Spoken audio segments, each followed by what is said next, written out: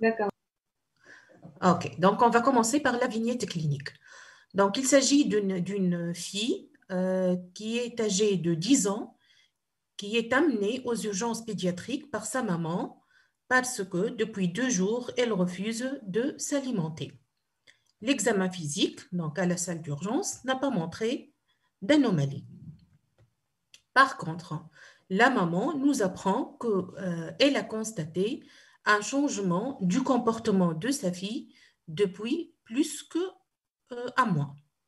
Donc, en effet, la fille se replie sur elle-même, elle se dispute souvent avec son petit frère et ses amis, elle a des difficultés à s'endormir le soir, elle dit qu'elle n'a plus envie de manger et elle semble ne s'intéresser à rien.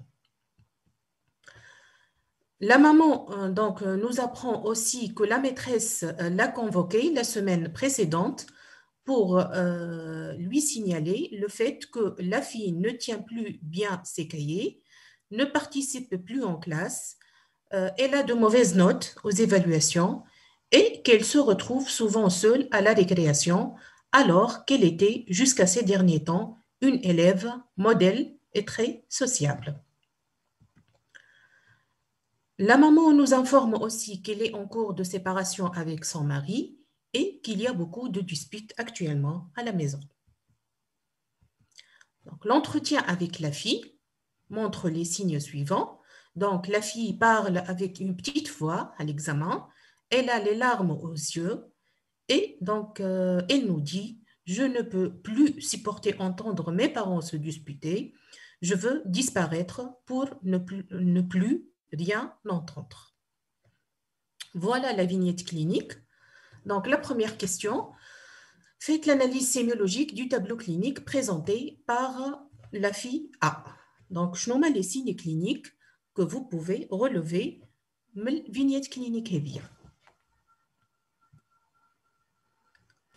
Les pleurs inexpliquées. Les pleurs inexpliquées, oui. La voix qui est basse. La voix qui est basse. Indifférence. Est-ce qu'on peut traduire, par exemple, la voix qui est basse, les pleurs, en signes sémiologiques, en termes sémiologiques? Mélancolie. Tristesse. Tristesse, très bien, oui. Donc, tristesse, oui. Souffrance. Souffrance, oui. Inhibition. Refus alimentaire.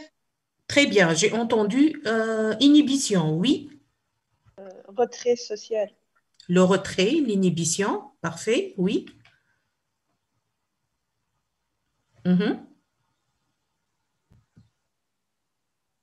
Très bien, il y a la notion de changement de comportement. C'est pratiquement une rupture par rapport à un comportement antérieur. Tout a changé chez cette fille. Donc, on va reprendre, on va essayer petit à petit de relever, donc en termes sémiologiques, les signes, les traces de l'observation. Donc, elle refuse de s'alimenter. Donc, ça, c'est quoi? En termes sémiologiques. Donc, c'est un trouble alimentaire. Elle n'a plus envie de manger, donc c'est une anorexie. Oui, donc femme a la notion de changement du comportement. Donc, déjà, oui, femme a le repli sur soi-même. Donc, c'est l'inhibition. نلقاو زيدا les disputes fréquentes. Comment on peut les traduire en termes sémiologiques? Irritabilité. J'ai entendu le terme. Irritabilité. Très bien, c'est l'irritabilité. Donc, elle est irritable, elle est sur ses nerfs, elle est nerveuse. Oui, très bien. نلقاو زيدا les difficultés à s'endormir, donc les... Insomnie. L'insomnie, les troubles du sommeil, un type d'insomnie. Très, très bien.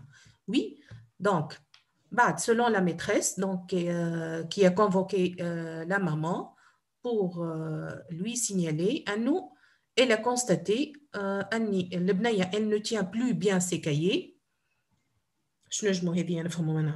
Indifférence. Perte d'intérêt. Désintérêt. Le désintérêt, très bien. C'est un désintérêt c'est une perte de l'intérêt aux tâches qu'elle faisait auparavant de façon donc donc elle ne tient plus bien ses cahiers alors qu'elle était jusqu'à ces derniers temps une élève modèle. Très bien. Elle ne participe plus en classe, elle a de mauvaises notes. Difficultés scolaires. Fléchissement scolaire. Retard Très scolaire. bien, très bien. Donc, c'est un fléchissement scolaire. Il s'agit d'un type des difficultés scolaires. Les difficultés scolaires, il y a plusieurs types. Le type c'est un fléchissement scolaire. Donc, baisse du rendement scolaire. Très bien. Et elle se trouve souvent seule à la récréation, alors qu'elle était très sociable. Isolement. Retrait. C'est le retrait, c'est l'inhibition. Très, très bien, parfait. Donc, la maman nous informe qu'elle est en cours de séparation avec son mari et qu'il y a beaucoup de disputes à la maison. Là, c'est probablement le facteur qui a déclenché le changement du comportement chez la fille. À l'entretien, donc les signes de l'examen, c'était les signes relevés l'anamnèse, l'entretien avec la maman. C'est l'histoire de la maladie. Maintenant, on a l'entretien avec la fille qui a montré les signes sémiologiques. Elle parle avec une petite voix. Donc, c'est encore Inhibition. l'inhibition. Inhibition Parfaitement. verbale. C'est l'inhibition. Elle a les larmes aux yeux. La tristesse. C'est la tristesse. Très bien. Elle dit qu'elle ne peut plus supporter d'entendre ses parents se disputer et qu'elle veut disparaître pour ne plus rien entendre. Irritabilité. Oui, très, très importante. Idée de mort. Suicide. Oui, donc ce sont des idées de mort, même des idées, bon, je veux me tuer, donc je ne sais pas idée suicidaire vraiment, mais c'est plutôt, ce sont des idées de mort. Très bien, parfait. Donc si on revient maintenant à l'analyse sémiologique, on va regrouper les signes, on va essayer de les regrouper, on va retrouver l'humeur triste, donc devant la tristesse, l'irritabilité, les pleurs. Femme a des troubles instinctuels, donc les troubles du sommeil et des troubles alimentaires avec anorexie ou la perte de l'appétit. Femme a l'isolement social, donc le retrait. Femme a une perte de l'intérêt avec un désinvestissement scolaire et un fléchissement des résultats scolaires et avec des idéations, vraiment, véritablement des idéations suicidaires, mais plutôt des idées de mort. Parfait. Donc, à quel diagnostic on peut penser? Quels sont les diagnostics à évoquer? Dépression. La dépression, bien sûr. Femme, j'ai d'autres diagnostics. Les Anxiété. L'anxiété, devant quel signe? L'irritabilité. L'irritabilité, oui. Insomnie. L'insomnie, les troubles du sommeil, oui. Même l'anorexie. Même l'anorexie. Oui, pourquoi pas, on peut penser à l'anxiété. La personnalité évitante. Chez l'enfant, Houssem, donc chez l'enfant, la personnalité, elle est encore en voie de construction. On ne parle pas d'un trouble de la personnalité. C'est une personnalité qui est en train de se construire. Donc, je ne parle pas d'un trouble de la personnalité, mais parfois, nous voyons une organisation de la personnalité sous un mode particulier, généralement chez l'enfant, chez l'adolescent. Par exemple, un adolescent qui a beaucoup de traits de personnalité, par exemple borderline. On peut dire qu'il s'agit d'une organisation de la personnalité qui est en voie de construction, mais qui probablement va évoluer vers une personnalité borderline. Mais l'âge on ne peut pas parler d'un trouble de la personnalité. À partir de quel âge on parle de trouble de la personnalité? C'est à partir de 18 ans. Généralement, qu'on peut parler d'un véritable trouble de la personnalité. Sinon, comme ça, chez l'adolescent, on peut parler d'une organisation plutôt qui va se faire vers. Elle va se faire vers, par exemple, comme un trouble de la personnalité borderline. Donc, ça commence à se structurer une personnalité qui va se structurer vers une personnalité limite ou une personnalité antisociale, d'accord? Mais pour porter le diagnostic, il faut attendre l'âge de 18 ans généralement. C'est dans de rares cas, tellement c'est évident à nos femmes à une personnalité pathologique qu'on peut poser le diagnostic à l'âge de 15, 16 ans, mais dis-moi à l'adolescence, pas chez l'enfant, c'est encore trop tôt pour parler d'une personnalité qui est structurée. C'est une personnalité qui est en voie de structuration.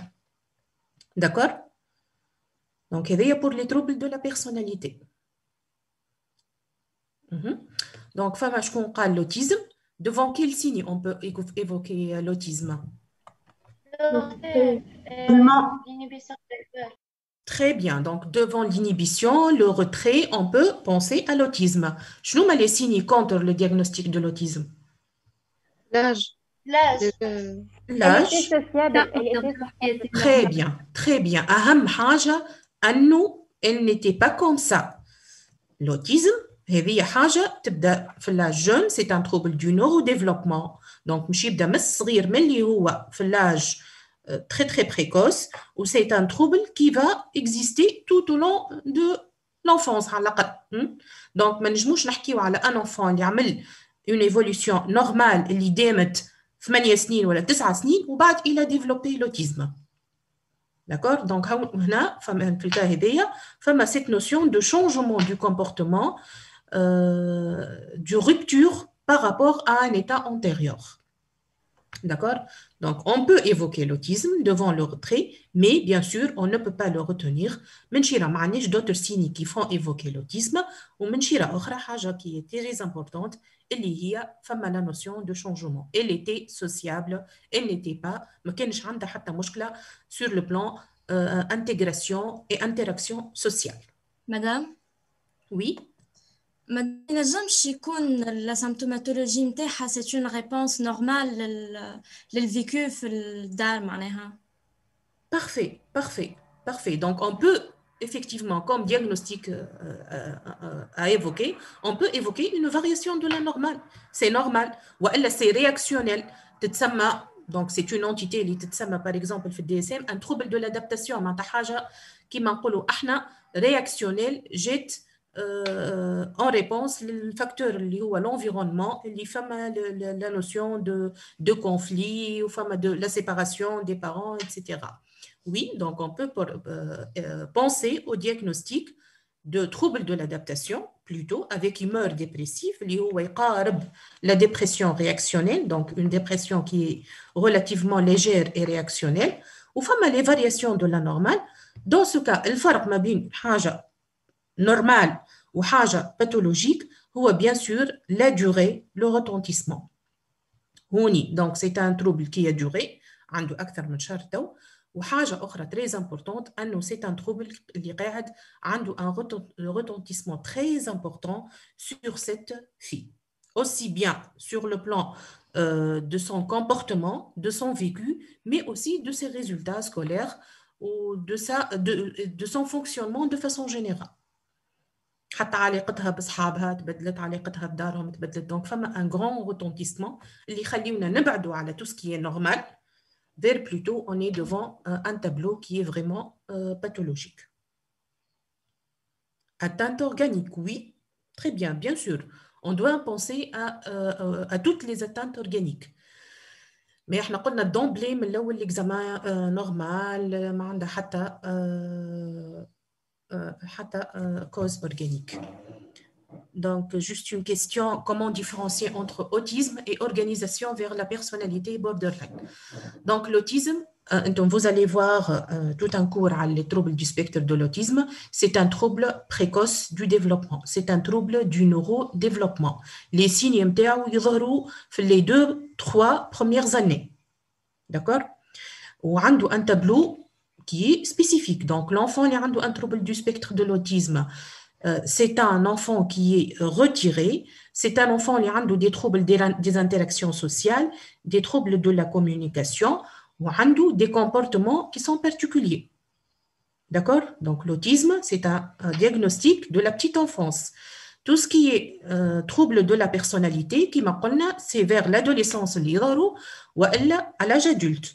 Les troubles de la personnalité, par exemple, la personnalité borderline, la manifestation est complètement. Plutôt, c'est un adolescent qui a un sentiment d'ennui chronique, c'est un enfant qui est dans un milieu où il y a des conflits, il y a de la maltraitance, il y a de la carence. Donc, il a un sentiment d'ennui, des éléments dépressifs, de l'impulsivité, un recours fréquent au passage à l'acte, donc il y a des tentatives de suicide, des automutilations, donc tableau mortelef tamaman. D'accord? Le trouble bipolaire qui commence par une dépression. Oui, parfait. Donc, c'est un diagnostic auquel on peut penser. Bien que le trouble bipolaire reste un diagnostic relativement rare chez l'enfant par rapport à l'adolescent ou l'âge adulte, les formes à début pendant l'enfance sont plus rares pour le trouble bipolaire. Mais quand même, c'est un diagnostic auquel il faut penser. Ou dans ce cas, essentiellement, il faut rechercher des antécédents familiaux, des trouble bipolaire, des signes qui orientent vers la mixité, des signes la dépression, des éléments d'excitation. D'accord? Donc, il faut penser au trouble bipolaire, bien sûr, bien que, ça reste un diagnostic relativement rare. Comment faire la part entre un trouble anxieux et dépression chez l'enfant? Justement, c'est la question à laquelle on va répondre, Inch'Allah, au bout de ces 2 cours. Donc, la dépression, c'est un tableau qui a les signes ou les critères diagnostiques et qu'on va retenir devant un ensemble de symptômes qui constituent donc la dépression chez l'enfant. D'accord? Très bien. Donc, c'est très bien. Donc, on a évoqué beaucoup de diagnostics, mais plutôt le diagnostic qu'on va retenir, je pense que c'est la dépression. Donc, c'est un épisode dépressif caractérisé chez l'enfant. On a pratiquement tous les signes de la dépression موجودين. D'accord?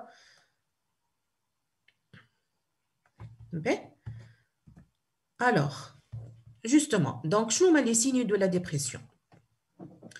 أول حاجة, le tableau dépressif donc, du grand enfant qui m'a l'âge généralement le mode de début, la tristesse bien sûr, oui, donc la tristesse. Donc, le mode de début, il peut être brutal, faisant suite à un événement particulier. Mais le plus souvent, le début, il est progressif. Il peut se manifester par les signes suivants: des difficultés scolaires, des troubles du comportement, des plaintes somatiques ou bien des phobies. Donc, il y a des signes anxieux. Et je me début sous le mode un trouble anxieux. Mais ce qui est très très important, la dépression, nous avons cette notion de rupture par rapport à l'état antérieur. Déjà, le parent il n'est plus comme avant. On ne le reconnaît plus. On se sent impuissant complètement. Donc, la notion de rupture par rapport à l'état antérieur, ça c'est très important. Sinon, le tableau clinique, une fois installé, donc c'est un tableau clinique qui est polymorphe, a beaucoup de signes, qui est variable d'un enfant à l'autre ou chez le même enfant, il est variable et qui est trompeur de Doubelna, une symptomatologie qui peut être différente de celle de l'adulte. Mais c'est vraiment le tableau de la dépression de l'adulte. Qui fait-je? La tristesse. La tristesse, c'est un signe qui est fréquent et constant de dépression chez l'adulte. Chez l'enfant, mais c'est toujours évidente. Elle est à rechercher.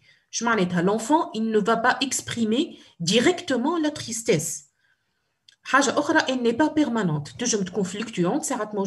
L'enfant il ne va pas exprimer directement la tristesse. Moi, je me dis par exemple, manish farhan. Donc, ils ne sont pas généralement exprimés par l'enfant, mais plutôt la tristesse, elle va être donc exprimé par un sourire rare. C'est un enfant qui a un sourire rare, des pleurs et des pleurs faciles. Associé à la tristesse, on peut voir donc un sentiment d'ennui, je m'ennuie souvent et je me connais un sentiment de désespoir, ça sert à rien d'étudier, des idées de mort, mourir c'est avoir la paix, ça des symptômes, des signes de culpabilité. Je suis méchant, je ne suis pas gentil, c'est de ma faute. Donc, chez l'enfant. Associé à la tristesse, on trouve une perte de l'estime de soi avec un sentiment de dévalorisation, un sentiment d'impuissance, d'incapacité. Donc, l'enfant, généralement, l'entretien qui t'a une petite tâche, Dima, yibda, un sentiment de dévalorisation, d'impuissance. Je n'y arrive pas, je ne sais pas, je suis nul. Donc, il y a les signes de la perte de l'estime de soi. On trouve aussi des signes d'une perte de l'intérêt et du plaisir. Donc, c'est un enfant qui ne s'intéresse plus à rien. On a la notion de changement. Il ne s'intéresse plus à rien. Il n'a envie de rien. Avec un désinvestissement des activités. Normalement, ce sont les activités qui sont généralement source de plaisir pour l'enfant, qui met les jeux, les activités de loisirs. Donc, il y a un désinvestissement de ces activités-là. L'enfant peut exprimer des sentiments de rejet avec des sentiments d'abandon, la crainte d'être mauvais et rejeté avec une quête affective. Donc, il ne m'aime pas, mes parents ne m'aiment pas, donc des signes d'être rejeté, d'être mauvais, donc les propos un enfant pour exprimer des sentiments de rejet. On peut trouver des attitudes de retrait, qui m'a fait le cas avec un isolement et une passivité, que ce soit donc, au sein de la famille, avec les pères, donc, et à l'école. On peut voir de l'inhibition. Oui. Quête affective. كيت افكتيف معناتها يلوج في الافكسيون ديما يلوج في كانه يلوج باش يطمئن دونك ديما يلوج في مثلا يا ماما انت تحبني انت بالحق تحبني انا مش عملت حاجه خايبه انت وليت ما تحبنيش دونك il est en train de rechercher l'affection et l'amour من عند les parents نتاعو علاش خاطر فما un sentiment d'être mauvais d'être rejeté par la famille. D'accord? Oui, madame, merci. D'accord. D'accord. On peut trouver une inhibition. L'inhibition, elle est à la fois gestuelle et motrice, avec une lenteur. Donc, l'enfant, il sera lent dans les activités, dans les gestes, ou même dans la mimique. Il donne l'aspect, on parle de l'aspect d'un petit vieux, un petit vieux qui s'exprime très mal, de pauvreté, de l'expression et de la mimique. L'inhibition, elle est aussi verbale et elle est intellectuelle. Donc, on a une inhibition intellectuelle qui est source de troubles de l'attention, de la concentration, de la mémoire et donc un retentissement sur les apprentissages. Donc, parfois,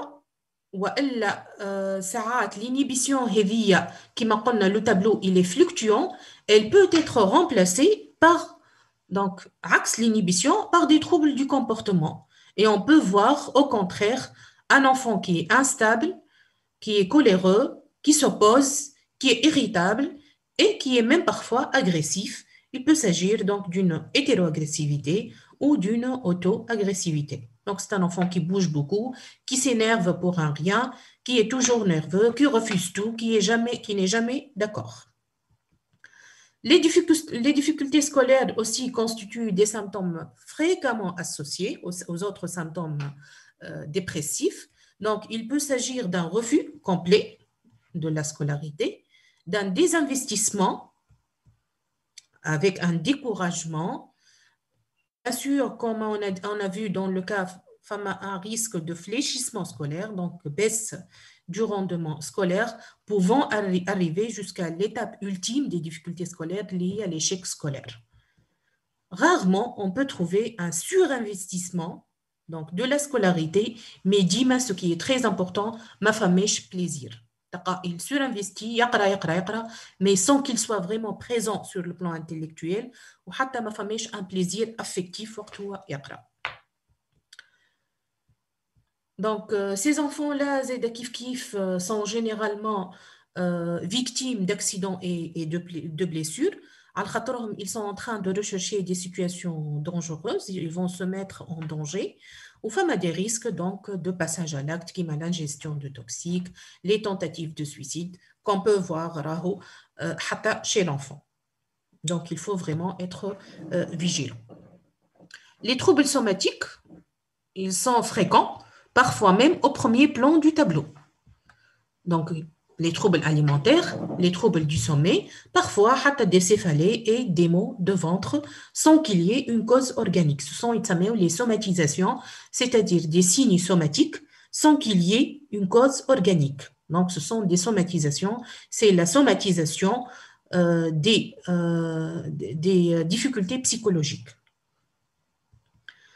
On peut voir des symptômes anxieux associés aux signes dépressifs qui m'allègent les cauchemars ou bien des symptômes obsessionnels.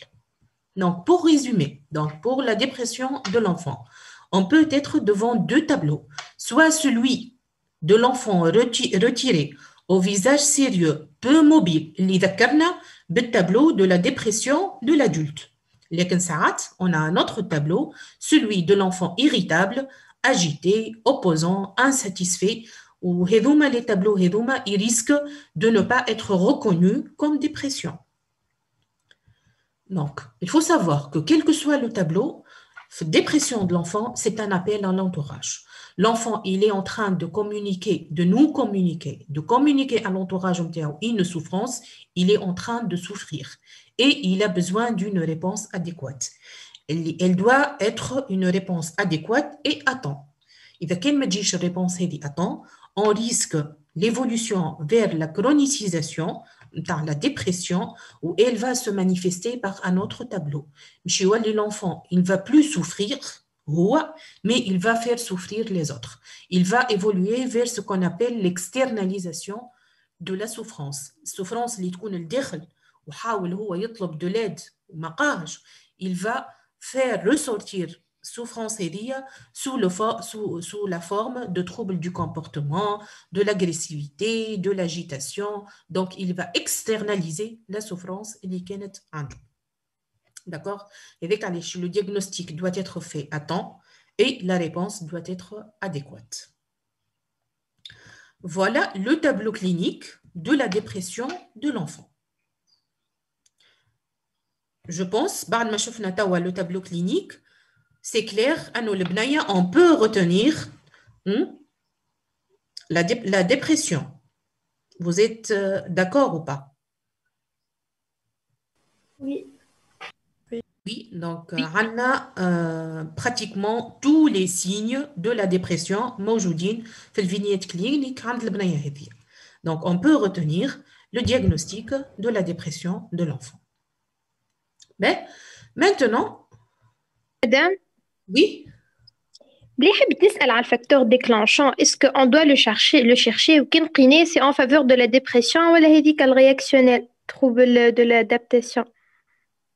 هو يجب يكون في الزوز. البرونوستيك زاد يدخلش في البرونوستيك. Bien sûr, on doit le rechercher, oui.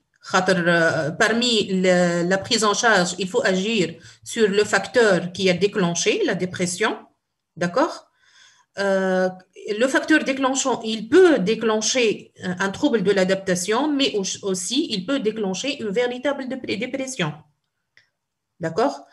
Chez l'enfant, il faut être vraiment très vigilant. مهما facteur في la notion de séparation ou de perte liée généralement elle cause la dépression de l'enfant. L'enfant عاشي وضعية فيها séparation وإلا une perte, un décès, un événement de la perte هذه تنجم تكون حتى une perte affective mais une perte réelle. نعطيكم un petit exemple. Par exemple, un enfant où la maman donc j'ai un puiné, donc un autre enfant où elle s'est occupée du nouveau bébé ou femme une négligence de l'autre enfant. Donc l'enfant il va ressentir الحاجة هذه الوضعية هذه comme une perte affective. كأنه خسر حاجة sur le plan affectif. Ce n'est pas une perte réelle, mais c'est une perte affective, c'est une perte ressentie et ça peut déclencher chez l'enfant une dépression. D'accord? Donc, ديما لو جو فماشي un facteur déclenchant, essentiellement un facteur كما قلنا اللي هو يكون un facteur de perte ou de l'enfant il a perdu quelque chose, voilà, il s'est séparé de ساعات حتى un déménagement, ساعات un changement d'école, de classe, et donc ça peut donc être des facteurs à l'origine d'une dépression chez l'enfant. Le فرق ما بين un trouble de l'adaptation et une dépression, c'est la sévérité du tableau et c'est la durée du tableau.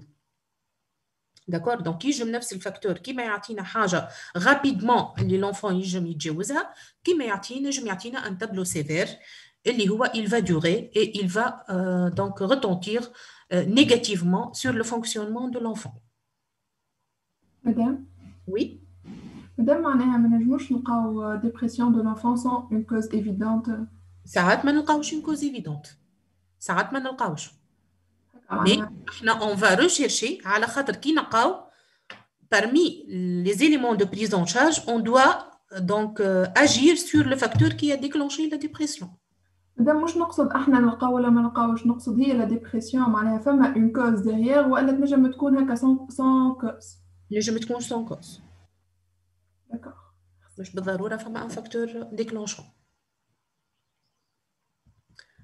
به توا et de bons pronostics. Le fait d'avoir un facteur déclenchant et de bons pronostics. Oui, plutôt.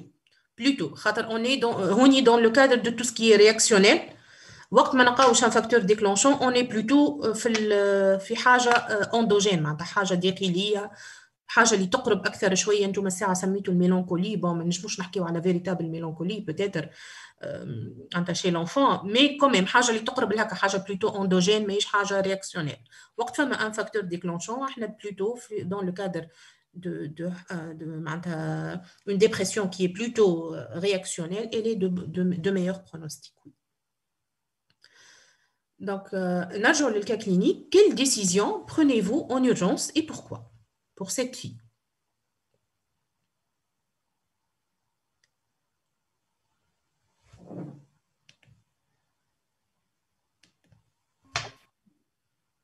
Hospitalisation, psychothérapie, donc femme à désir de mort, Khalet Yasmine, donc l'hospitalisation.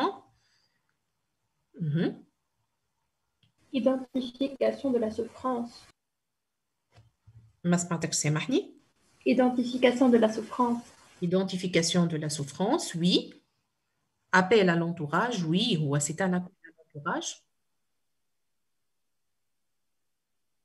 L'hospitalisation ne peut pas aggraver. علاش حسب رايك elle peut aggraver. Oui, oui, très bien. Oui, la séparation, oui. Elle peut ne pas tolérer la séparation avec les parents. Et ça sera vécu comme un rejet إضافي معناتها. بخلاف هو السنتيمون تاع le fait qu'elle soit rejetée اللي تحس به هو، وإحنا بالhospitalisation on risque d'aggraver ce sentiment هذايا. Oui. Donc, psychothérapie et éducation de l'entourage, psychothérapie, agir sur l'environnement, oui. Antidépresseur. Antidépresseur. Madame, où est le risque suicidaire? Où est le risque suicidaire? مشكلة مالا. مادام مش لازم نخرجوه من الميليو اللي هو فيه معناها. مش لازم نخرجوه من الميليو اللي هو فيه. Bon. Il faut voir en politique, restaurer les liens avec l'environnement. On va les réponses. Plus anxiolytique qu'un risque suicidaire. C'est l'antidépresseur. L'anxiolytique à prescrire avec l'antidépresseur, je pense. Oui, d'accord.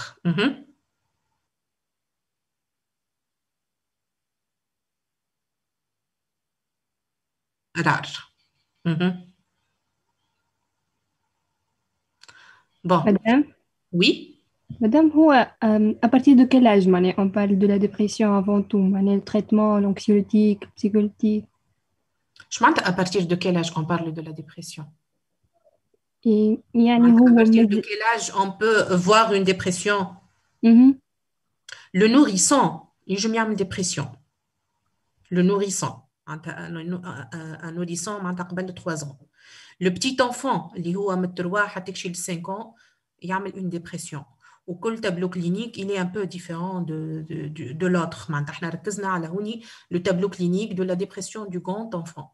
لكن l'enfant يجم يعمل une dépression, même un nourrisson il peut faire une dépression. يقعد هوني كما قلنا le tableau clinique يختلف selon l'âge. وعندكم في الكور نتاعكم les présentations selon l'âge. Donc pour le nourrisson et le petit enfant. Sinon, donc pour le traitement justement, donc le traitement il est bien différent selon l'âge et selon bien sûr la sévérité du tableau clinique, selon l'environnement familial. Donc en compte pour la prise en charge, on prend en compte différents facteurs. Ou les réponses نتاعكم راهم كلهم صحاح, لكن justement comment les adapter للكا اللي عندنا. D'accord? Donc, ce sont des moyens thérapeutiques, disons, possibles. Lesquels on doit les adapter selon la situation اللي احنا فيها. D'accord? Par exemple, نشوفوا الكا اللي احنا عندنا. أول حاجة البنية هذه elle nécessite une consultation spécialisée en psychiatrie et discuter l'indication d'une hospitalisation dans un service spécialisé. C'est une indication qui sera discutée avec bien sûr les parents et l'enfant. Allez, je خاطر كما قلتوا انتم et vous l'avez très très bien dit. فما l'hospitalisation كما تنجم تكون حل dans la mesure où on va séparer l'enfant d'un milieu qui est conflictuel, un milieu familial qui est conflictuel, où il y a beaucoup de problèmes, où il y a en quelque sorte qui a causé la dépression. Donc on va essayer d'éloigner l'enfant de ce milieu familial باش يبعد شوية ويرتاح شوية. Oui, un point de vue. لكن من شيرة أخرى كما قلنا c'est un enfant qui peut tolérer très mal la séparation avec ses parents. Il peut vivre cette séparation comme un rejet de la part de ses parents. Donc vraiment, l'hospitalisation, ça doit être l'indication de l'hospitalisation, ça doit être bien pesé, le pour et le contre. On a aussi un risque suicidaire, oui, parfaitement, qu'on doit bien évaluer. Qu'on doit très bien évaluer le risque suicidaire. Donc, on doit évaluer le risque suicidaire chez cet enfant. Le risque de passage à l'acte. Est-ce qu'on juge le risque كبير برشا? Dans ce cas, que l'hospitalisation pour la surveillance et pour la protection de l'enfant, ou c'est un risque qu'on juge, c'est un risque moyen, où on peut, donc avec les parents, on peut prévenir le passage à l'acte suicidaire. Donc, il faut bien évaluer le risque suicidaire. D'accord? L'hospitalisation, c'est à discuter. Et bien sûr, il faut prendre en charge cette dépression. Qui fait? On va la prendre, la prise en charge de cette dépression. Juste une question pour vous. Donc, en tant que médecin de famille, donc, bon, فما حويجات مش يعملهم البسيكاتر هوني شفنا لكن فما قبل ما يوصل l'enfant للبسيكاتر فما حويجات qui doivent être faites donc par le médecin de famille. Par exemple, vous devriez informer les parents sur cette consultation. Donc, tu vas céder la main au pédopsychiatre et sur une éventuelle prise médicamenteuse. Comment vous allez répondre? parents مش يسألك يقول لك زعما مش يعطيها دواء والويش نهزها البسيكاتر ما نحبش نهزها هنا ويلزمني نهزها باش يعمل لها يا اخي البسيكاتر باش يعمل لها حاجه زي ده دونك وحاجه اخرى اسكو باش يعطيها دواء انا ما نحبش نعطي لبنتي دواء comment vous devez répondre donc à ses parents? Bon, on doit tout d'abord valider leur peur et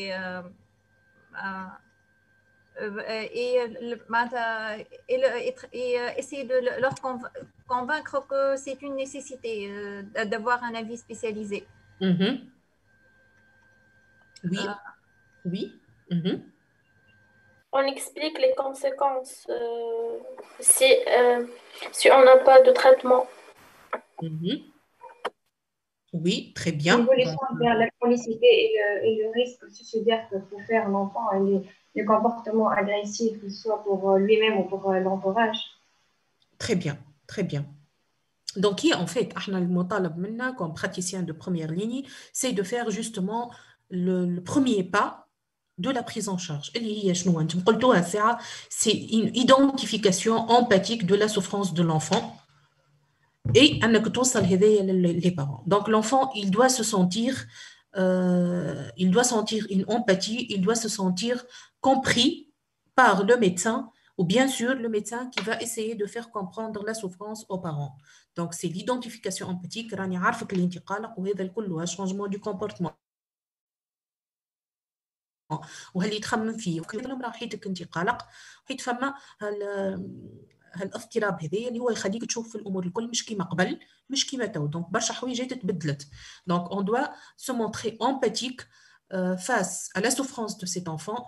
On doit bien informer les parents sur le diagnostic auquel on a pensé chez l'enfant. Donc on a pensé à une dépression devant les signes هذوما. C'est une dépression qui est assez sévère, avec le risque, donc le risque de passage, donc le risque suicidaire devant les idées de mort. Donc tout ça, donc ça doit être traité par bien sûr le traitement il se base essentiellement sur la psychothérapie. Mais quand même, on peut avoir recours à une prise en charge par des médicaments. D'accord? Donc, comment évaluer le risque suicidaire? On évalue le risque suicidaire on évalue le risque suicidaire chez l'adolescent ou chez l'adulte. Généralement, la triade, le risque, l'urgence, la dangerosité. Donc, le risque, les facteurs de risque de passage à l'acte suicidaire chez cette fille-là. Les facteurs de risque, les individuels, familiaux et environnementaux.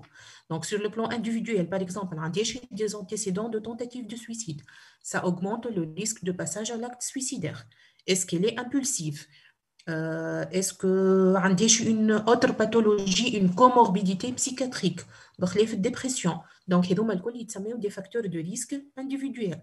في الفامي نعرف فماشي des facteurs de risque فماشي شكون عمل tentative de suicide قبل في الفامي فماشي des antécédents familiaux de troubles bipolaires ولا de psychose ولا d'autres troubles psychiatriques. وفي l'environnement فماشي كيف des facteurs de l'environnement اللي هما ce sont des facteurs de risque de passage à l'acte suicidaire كيما مثلا un entourage اللي صار فيه قبل suicide, ما فماش un bon encadrement donc في l'environnement. Donc ce sont des facteurs de risque. L'urgence, c'est le degré de l'urgence, l'idée suicidaire اللي عندها. Est-ce qu'عندها une idée تقف حتى est-ce qu'عندها un scénario واضح مش كيما اللي يقول لك انا نحب نقتل روحي مش كيما اللي يقول لك انا نحب نقتل روحي في الوقت الفلاني واني محضر ما نعرفش انا المويان هذاك pour le suicide. D'accord? Est-ce qu'on a un plan? Est-ce qu'on a un projet? C'est tout un projet اللي حاضر ولي مويان الكل حاضرين. Donc هذه c'est l'urgence اللي هي معناتها devant ces idées suicidaires هذوما. D'accord? La dangerosité, ce sont les moyens qui sont à disposition. Des moyens à disposition. Un enfant qui n'a pas vraiment, par exemple, la possibilité de suicide, des traitements, il est bien surveillé. Donc, généralement, comment on peut évaluer le risque suicidaire? Les éléments donc individuels, familiaux, environnementaux, on évalue le degré d'urgence suicidaire. Enfin, un risque imminent de passage à l'acte suicidaire, il faut protéger donc, dans l'immédiat la personne, ou là on est plutôt relativement rassuré, une extrême, une idée qui est un scénario, il va passer donc très rapidement à la conduite suicidaire. D'accord? Donc, concernant البنية هذه. Donc pour répondre à la question هذه, donc شنو le traitement en fait اللي احنا on doit informer les parents donc في الconsultation هذه على traitement. Donc bien sûr ça commence et c'est le premier traitement اللي هو c'est l'identification de la souffrance de l'enfant وهذه يلزم يصير d'emblée ملي هو عند الميدecin de première ligne, عند الميدecin de famille. Donc, il doit sentir, à nous, on l'a compris, dès qu'on fait le diagnostic, on doit être empathique avec cet enfant et donc identifier cette souffrance. C'est-à-dire que le traitement se base essentiellement sur la psychothérapie. Psychothérapie, les différents volets, nous la psychothérapie de soutien. Psychothérapie de soutien, on va essayer de comprendre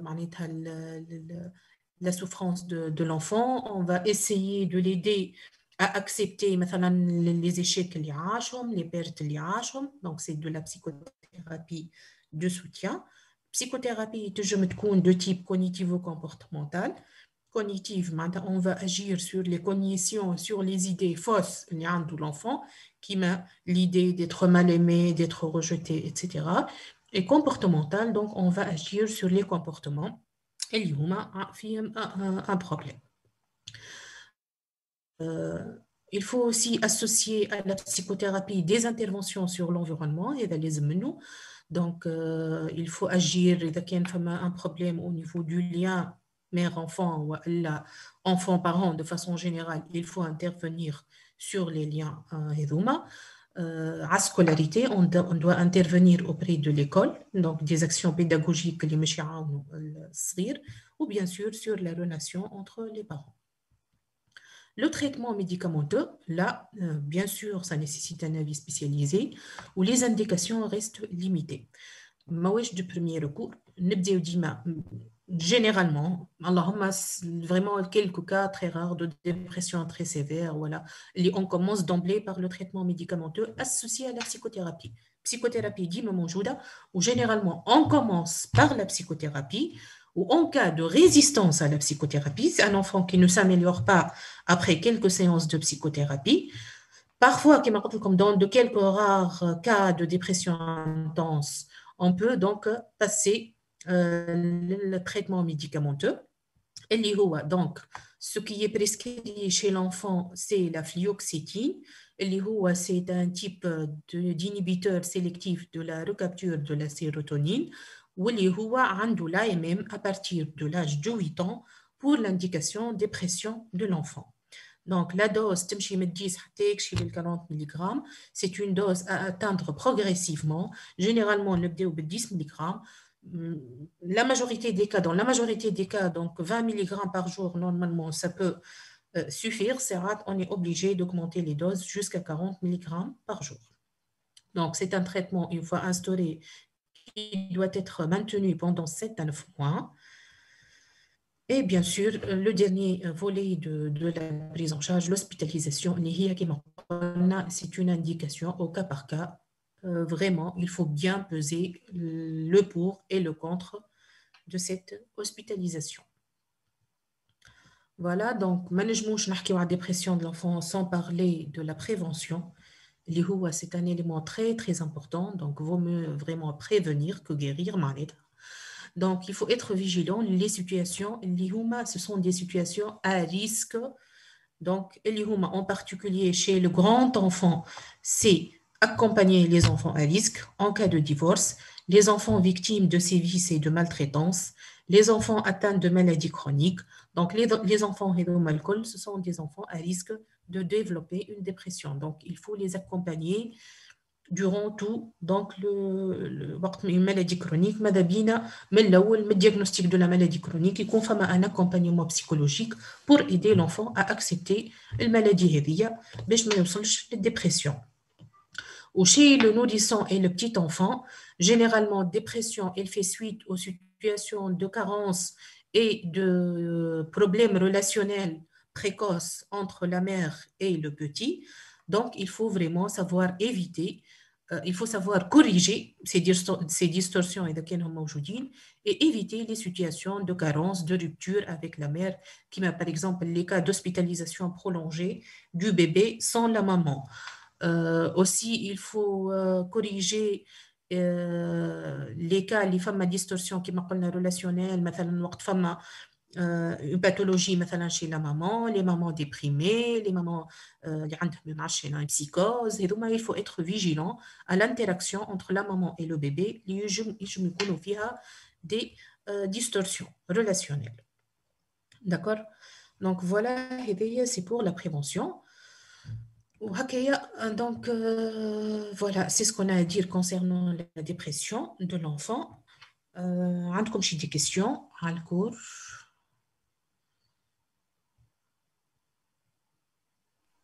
بالنسبة de cours عندنا les critères DSM-5 c'est à retenir. Ce sont les mêmes, enfin, mais des critères spécifiques pour l'enfant, pour le DSM-5. Hein? D'accord. D'accord. C'est quoi les sévices? Les sévices, ce sont l'abus, c'est la maltraitance, oui. Ce sont les enfants qui sont victimes d'abus physiques, sexuels, donc quel que soit le type de violence. Juste une question à laquelle je veux répondre. Est-ce qu'il y a un signe spécifique qu'on doit chercher et qui nous oriente directement vers les dépressions de l'enfant ou c'est un ensemble de signes associés? Non, c'est un ensemble de signes. C'est un ensemble de signes. C'est pratiquement un tableau. C'est un syndrome. Un ensemble de signes. Un syndrome dépressif. Donc, il faut beaucoup de signes qui évoquent la dépression. En cas de dépression de l'enfant, est-ce qu'on hospitalise les enfants qui ont regardé des scènes télévisées de suicide? Pas forcément, pas forcément. On va pas les hospitaliser systématiquement. Juste, on va évaluer le risque suicidaire, voir avec la famille. Les parents, ils restent toujours des tuteurs pour l'enfant. D'accord?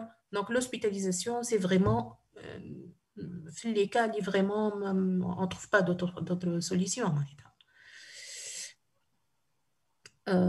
Est-ce qu'on va avoir les diapos? On se contente des diapos. Oui, les diapos sont largement suffisants pour l'examen. Est-ce qu'on doit retenir les formes cliniques et les étiologies? Les formes cliniques, juste selon l'âge, c'est juste 2 mots. Hein. Pour le nourrisson, c'est généralement une situation de carence, une rupture de lien mère-enfant, et on doit être vigilant dans les situations. Sinon, pour les formes donc non. Juste les formes cliniques selon l'âge. Le nourrisson, le grand enfant, comme type de description. Sinon, pour l'adolescent, vous aurez à avoir donc, tout un cours sur la psychopathologie de l'adolescent. Vous allez bien voir, je pense, la dépression de l'adolescent. Les diagnostics différentiels, déjà, les autres diagnostics à évoquer. Donc oui, il faut les reconnaître. Les étiologies, c'est juste, il faut reconnaître qu'il y a la notion de perte, de séparation. C'est peut-être l'étiologie la plus importante.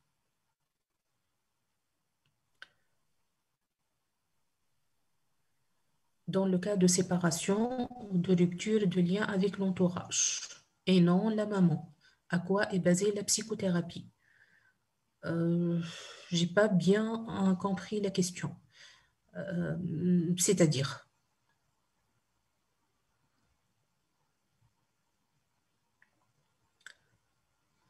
la séparation marche compte. Par exemple, un entourage à l'école ou à la...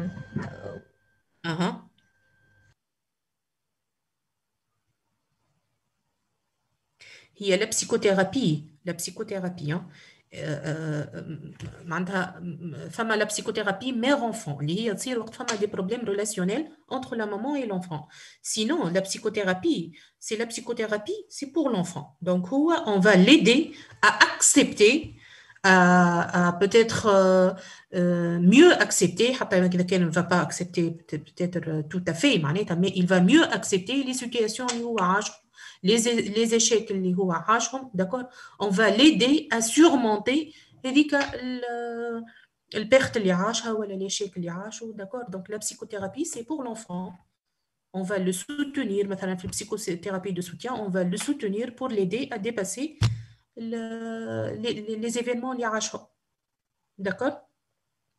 Donc, les psychothérapies qu'on utilise, c'est la psychothérapie de soutien, c'est la psychothérapie type cognitive et comportementale, qui fait action sur les cognitions, les idées الغالطين اللي عنده l'enfant كيما هيك l'idée انه ما يحبوهاش l'idée انه ما يعرفش l'idée. Donc et comment ce sont des cognitions qui sont erronées غالطين واحنا on va agir sur ces cognitions là. Madame, Comportement, on va agir sur les comportements qui font un problème. Oui. Madame, l'épisode هذايا نتاع dépression في l'enfance ما تنجمش تخلي des séquelles على البيرسوناليتي نتاع العبد معناتها كي يكبر يولي adulte. نجم قلنا surtout إذا كان فما un retard de prise en charge. إذا كان فما un retard de prise en charge. قلنا c'est un appel. Maintenant l'enfant il lance un appel. Il attend une réponse qui تبدا فما une réponse rapide, adéquate. Ou c'est une dépression liée à bon qui m'a شفنا peut-être في الكا هذايا معناتها فما un facteur qui a déclenché donc l'évolution elle peut être favorable. Sinon, إذا كان en l'absence d'une réponse adéquate, فما le risque d'évolution vers la chronicisation. Ou dans ce cas, l'enfant qui m'a قلنا il va abraser toute souffrance, c'est que souffrance اللي كان يشعر بها الكل باش ينحيها يولي ما يحس بحد شيء يولي plutôt il va faire souffrir les autres. يولي c'est un enfant caractériel.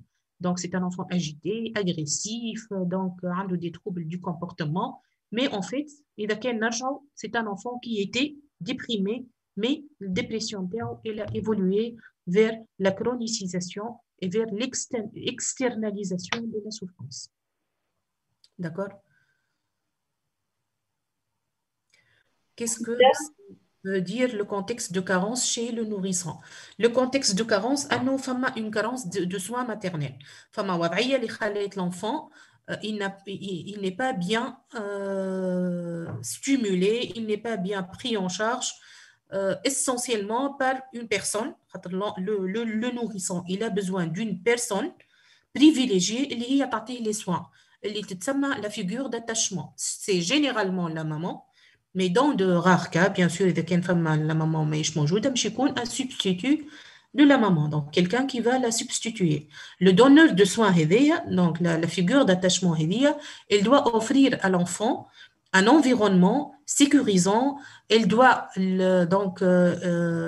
donc lui procurer tous les soins nécessaires, que ce soit les soins physiques, donc là où sur le plan physique, mais aussi tous les soins affectifs. Les besoins de l'enfant, ils ne se résument pas à tout ce qui est physique. Les femmes ont aussi tout ce qui est affectif. Donc l'enfant, il a besoin de stimulation, il a besoin d'interaction avec l'entourage. D'accord? Les contextes de carence, de soins. Un manque, carence de ces soins pour le nourrisson. Essentiellement, bien sûr, les soins, c'est affectif. D'accord? Le recours à un pédopsychiatre pour psychothérapie ne peut pas aggraver la sous-estimation de soi chez l'enfant. Non, bien sûr que non. Bien sûr que non. Donc, on va travailler. Le rôle du médecin de première ligne, peut-être, c'est savoir céder la main au pédopsychiatre. Et on a permis les questions, comment on va répondre à les questions des parents. Qui fait, l'enfant, il a besoin d'un pédopsychiatre, par exemple. Donc, il faut savoir être empathique à la souffrance de l'enfant. C'est quelqu'un qui va t'aider parce que tu es en train de souffrir et c'est quelqu'un qui va t'aider pour dépasser la souffrance. D'accord? Lorsqu'on va la présenter de la manière, donc bien sûr, ça ne va pas aggraver l'état de l'enfant, au contraire, ça va l'améliorer. D'accord? Madame? Oui? Est-ce que c'est possible de نخلي لك الميل نتاعك شات تبعث لنا فيه لي سيبور دو ديابو ما نقلقكش؟ انا هبط لكم على البلاتفورم الكور انريجستري باللي ديابو هذوما وصل لكم ولا ماذا بيا سيبور باش نقراو منه هذاك عليه معناتها تحبوا ما غير صوت كاين لي ديابو باش نفلر عليه وكل فهمتي فهمتك واضح باهي داكور سون بروبليم ميرسي بوكو نجم زاده سوبر وورلد معناها كور داكور موجود هو مي بون داكور الله يبارك. En fait, بعرفنا كلشي لانكسيتي ما بعرفناش هذا. هي لا سي على البلاتفورم هبطنا كاين الفيديو. داكور. Merci. Donc juste Wassim هكا. Oui. minuscule, je suppose, le colloin. ما يقلقش كيف D'accord. Merci. Ok. Tel comme le support dans le cours, oui. Madame Drabi, concernant les diagnostics différenciés, on doit les retenir. Shnouma.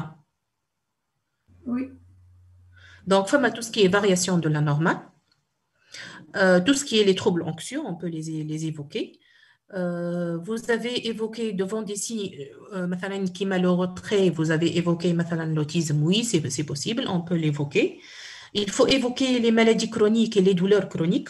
Ils peuvent être à l'origine d'une symptomatologie qui est la dépression. Donc, c'est un enfant qui dit plaintif, dit manche مرتاح. Donc, il faut les évoquer. Par exemple, devant un enfant qui est agité, qui est instable, on peut évoquer l'hyperactivité. Donc, c'est un enfant qui est hyperactif. Mais, on évoque dépression, une rupture par rapport à un état antérieur. Donc, retenez essentiellement le signe éveil, c'est un signe capital. La notion de changement du comportement, chaque enfant, il a changé. Et puis, bien sûr, les signes, donc tous les signes de la dépression. L'humeur dépressive, perte de l'intérêt, inhibition, des troubles du comportement, les troubles instinctuels, les somatisations, donc, le D'accord? Oui, merci. Une question, est-ce que le traitement que vous avez dit est suffisant? Est-ce qu'on doit savoir l'évolution? Merci. C'est-à-dire l'évolution. On a fait l'évolution vers la chronicisation qu'il faut savoir, on a juste avoir à l'esprit, il faut agir à temps, sinon on a le risque de la chronisation. Sinon, l'évolution à l'âge adulte, c'est pas vraiment très important. Ça dépend des cas.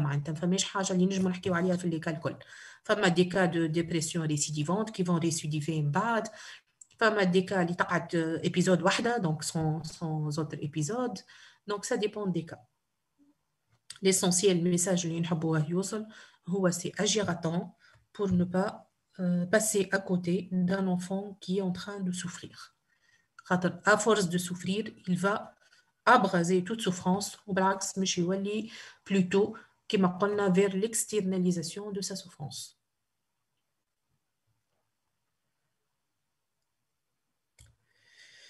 Merci beaucoup, merci à vous. Donc, si vous n'avez pas de questions concernant ce cours, la dépression, on passe au deuxième cours qui est les troubles anxieux.